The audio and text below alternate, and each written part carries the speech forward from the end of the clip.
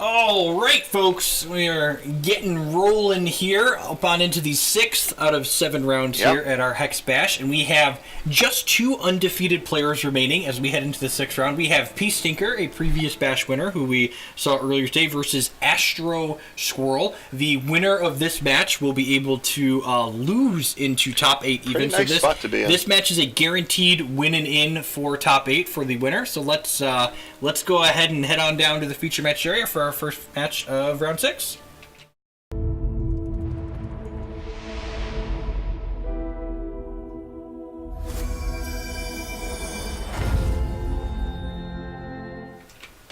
Alrighty, here we go. We've got Piecetinker here on the bottom with Torque Slam Sticks, the mono ruby deck that he used to win a bash earlier this season, versus AstroSquirrel playing Blood Sapphire control. I almost said that this was going to be a classic matchup between 2 decks that we've seen a couple of times today, but AstroSquirrel's throwing us for a bit of a loop here. Cool, very cool. Yeah, happy to see it, for sure. We saw Hex player Future play this deck in the Cosmic Crown Showdown last weekend. I believe he had a 5-2 finish. Kind of interesting to note here, AstroSquirrel chose to play a Blood Shard on turn 1 as opposed to leaving themselves the option to play Runebind. Is there anything I'm thinking about that, like, you're representing a cheap shot? Could be that, yeah. So, putting a little bit thought into Piecetinker's mind, just draw a Librarian. So now, again, like, we've talked about this card before. Now the Righteous Outlaw is going to flip, right? Yeah, this is scary. We saw this earlier today. There's a Frostfang Cackler in Piecetinker's hand. Oh, baby. So the Frostfang Cackler is going to come down and give the Scarlet Swordsman +3 power. Yeah, we're just going to, like, hit for the purest of 10 balls here. Yeah, we're 10ing again. Just kill your Exalted Professor. Sorry, Zubrin. Sorry, you weren't long for this world. I feel really bad for Zubrin today. He's getting cut up in all sorts. He's not even the feature match and he's getting cut up. Rude. So AstroSquirrel here has going to play a Sapphire and has one more Sapphire in hand. Just going to jam this Librarian. Okay, so the Librarian, new card here that we haven't seen yet today. 1/4 that on deploy summons a Library Curator. That was the friendo that you saw next to there. So 1/1 that gives Chaos Cuts troops unblockable. So that's why this guy says unblockable here at green. It's a modified. And it says whenever the Librarian deals combat damage to an opposing champion, look at the top 4 cards of that champion's deck, put one of those cards in your hand to the rest on bottom. So kind of lets you draw a card off of their deck. It's a touch awkward when your opponent doesn't have any of the same thresholds as you, though. That is true. Alright, so Piecetinker is a little tied up on resources here. Gonna go ahead and use the ability on Primordial Sabertooth to get the Librarian out of the way, and then just trade with the Curator here. And this is why the Curator is a pretty reasonable card against aggro. Even though it traded with the Sabertooth, the 1/1 that was left over was able to trade with what was left of the Scarlet Swordsman there. So Scarlet Swordsman only dealing 12 points of damage that game. Only on 3 turns. Yeah. AstroSquirrel here notably doesn't have a second Blood Threshold and is stuck with a Strangle and a Hero Fall in hand. But that said, they have this Weave into Nothing and a pair of Runebinds, which is pretty powerful here. Yep. And see, I like this use of Runebind here. Runebinding speed troops isn't particularly exciting, but at the same time, you just need to not, like, alleviate some of this pressure, right? Right on time here. We hit the Well of Cunning. Going to get our second Blood Threshold on.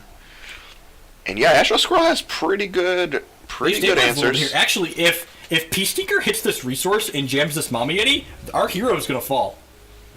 Okay. Ooh. And I like this sequencing from PT here. We see them leading on the Bolt Wing since they can come back to his hand as opposed to the Matriarch of Flames, and he gets very rewarded. AstroSquirrel gets a little bit trigger happy and uses the Hero Fall here as opposed to the Strangle. And oh, baby. Okay. Hitting the Dark Card's real good. The Dark Card is very good. What actions do we have in here? We have the -1 cost, and when you play an action, this gets bigger. Okay. Okay, yeah. It's Not fair. bad. Frostfang Cackler. This Dark Card's kind of annoying. Can't play the Boltwing Phoenix. We actually just can't do anything from PT's side, right? Piecetinker's in a lot of trouble here. Yeah, oh man, that's a great draw. Hero Fall is also a great draw.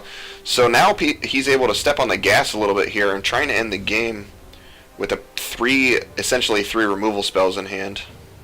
So what do you do here if you're Piecetinker? You have a lot of options. This is very tough. Yeah, it's super tough. I think the best way to do it is probably to try and get the Mama Yetis into play and just try and end the game. Piecetinker agrees with your assessment, and this is going to hurt. It's very, very tough.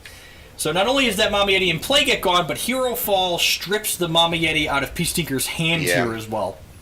The Hero Fall does not feel great when it happens to you. Okay, and this resource, I would not be surprised if this gets a 7th resource. That way we can use our Oracle Song getting close to the Oracle Song here. Piecetinker's still in quite a bit of trouble. Okay, this is Matriarch of the Flame time now, right? We hit our 5th resource, we can make a burn to the ground? Yeah. And this burn to the ground could potentially kill this Dark Heart. Okay. We go for the Boltwing Phoenix, which turns into a rune. So normally Boltwing Phoenix can come back to your hand, but when it's a mysterious rune, Dark Heart's going to kill it before it changes back. Yeah, Piecetinker's still in a big, big bunch of trouble here. We're thinking about a resource coming off the top here. We Fate Wove, and it is the resource. Yep, and now this one's going to put a non-resource on top, yeah, right? Like we're happy at 7 to stop at 7. Correct, yeah, exactly. And this can actually make the Dark Heart a little bit bigger because we get that trigger on it. Ooh. I like this from AstroSquirrel. We're showing a little bit of restraint here. The Exalted Professor doesn't speed up the clock in a meaningful way, so we want to leave this Strangle up to potentially kill something that Piecetinker could put into play. This is pretty nice. The Strangle's a little bit sad here. I think it's actually kind of interesting. I wonder if Piecetinker was better off putting a resource on top of their deck so they could play two Matriarchs last turn. Yeah, that's pretty close. That's a pretty fair assessment.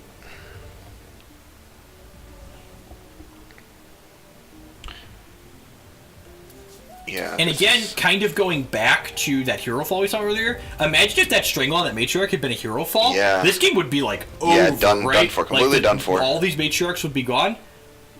This is scary still for AstroSquirrel. Yeah, I'm not sure I love not playing the Exalted Professor here. Why would we want to not play the Exalted Professor? I'm not really sure. I can't really think of a good reason why. This is scary now. I think Piecetinker's going to steal this game. Maybe because... didn't want to sacrifice it to their own Dark Heart, but that seems pretty... It's socketed. Oh, that's right, it is. Yeah, it's pretty narrow. Huh. Yeah, we're gonna... We need a Rune Binder. We're just dead to this burn to the ground. This is prophesized. Just dead. Yeah, just dead. Dead to the burn of the ground of the Matriarch grade. Wow. And again, like, I feel like AstroSquirrel mismanaged their rule spells a little bit this game. If they would have, again, used that Hero Fall, or their Strangle when they used that Hero Fall, the Librarian would have been lethal, too. What? The Librarian would have been lethal on the Crackback, also. With the, because Piecetinker just survived at 1 that game. Wow, okay. Crazy. Yep. Ugh.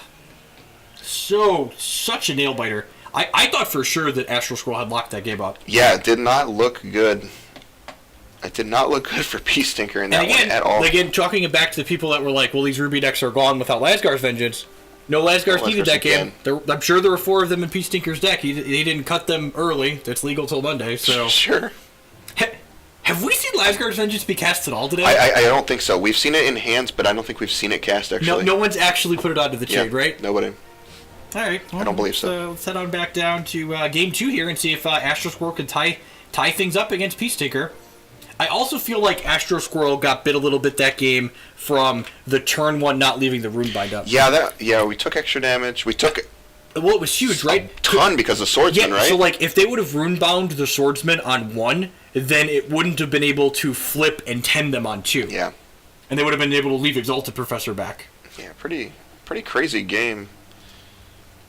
All right, moving on to the next game. You can't keep looking back at mistakes. You got to look forward. Speaking of Lasgar's Vengeance, maybe we're going to see that this game. We have a pretty good hand here for AstroSquirrel. We're missing a 3rd resource, though.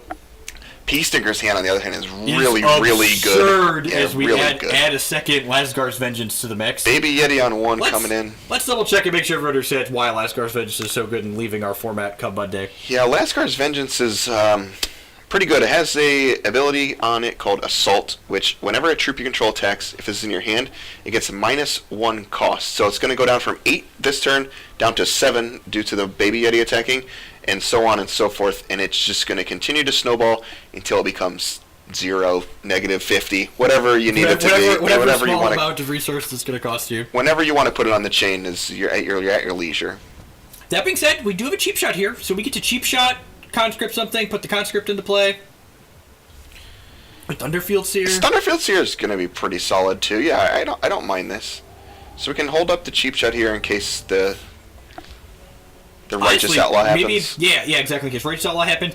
When they play the Frothfang Cappler here, maybe you just block plus cheap shot that. Could do that. You give him an extra assault trigger, which AstroSquirrel doesn't know just how detrimental this extra assault trigger is with 2 Lasgar's Vengeance in Piecetinker's hand. You're lackey, okay. If you were AstroSquirrel, you are praying for a shard here, right? It needs shards. AstroSquirrel desperately in need of a blood. Okay. It's a blood, technically. Exactly what the doctor ordered. Beggars can't be choosers. Yeah, I like leaving up Strangle here. Eagle Lackey, reasonable as well. Either one. Upgrade Tactician generated here on the conscript there. 2/4 makes some Dreadlings. Let's see. Yeah, Piecetinker's just rolling here.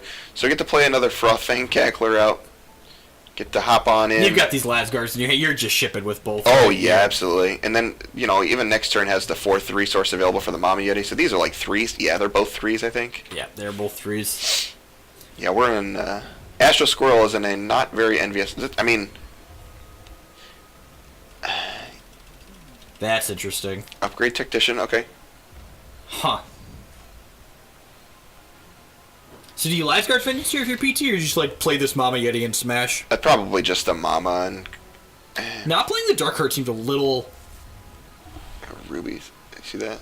Ruby's favorite, baby.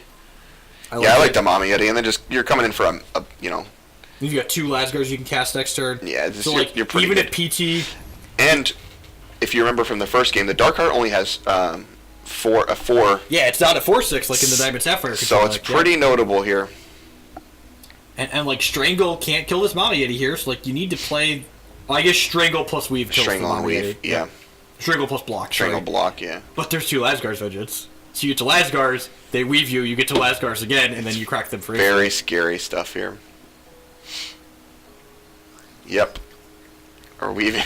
You're excited. This has got to be the worst. To weave the card that's going to be banned. This is not one of the better feelings in the game. Here's another one. All right, sure, we get to kill the Cackler, so we're going to 12 here. Yeah, going down to 7. Or you just I like the champ part. Just get in your 1 point of damage. Your troops aren't very valuable here. Yep. Put them down to 6. It is a 2-turn clock. Darkheart is going to get to come down here. That is true. However... Okay, I mean... We have a game in Second Ruby's favor. Second Ruby's favor. You're an animal. All right, this is going to be lethal, right? Essentially, it's effectively lethal, right? Next turn. The Matriarch gets to trade with this Darkheart because they're both 4/4s because this Darkheart's not a 4/6. Yes. And then you make a burn to the ground, and then you end step, deal 3 to you, and then on your next turn get to kill them with the burn to the ground. Yep. This is also fine too. Oh, you get to kill the Darkheart for free. Oh, yeah, you just get to attack. Yeah. Ignore me. You just attack for 4. And then you fill up a Matriarch. This is so much better. I forgot this card. Kills artifacts. Yeah, man. Each opponent sacrifices an artifact. Get that. Many modes. Yeah, Ruby's favor isn't a card not seen very much anymore coming out of the reserves, but still very potent. Yeah. AstroSquirrel going to go down to 2, just with an Alchemite in hand, and Piecetinker generates a burn to the ground from this Matriarch of Flame. Just don't see a whole lot happening. They could hit a Runebind, or they could hit a resource into. You're gonna have to do this here. You need Transmog plus Runebind here, and the Transmog needs to have less than 2 power. Yep. It's not great. You could hit Runebind plus Strangle. Could hit Runebind Strangle. Let's see where we get. Certainly Oracle Song. Weave. It's not going to be enough. Not enough. Not going to be enough. So Crazy. Congrats to Piecetinker, top 8ing the last bash here with last bash with Lasgar's Vengeance. Excuse me. We have a bash every weekend. Come bash for cash next Saturday too. Absolutely. So definitely congrats to him, and hopefully good luck in the top 8. We're going to be right back with some more feature matches here in just a little bit. We're going to get another match from round 6, maybe one that's a little bit longer than that. Thanks for watching, folks. We'll be right back.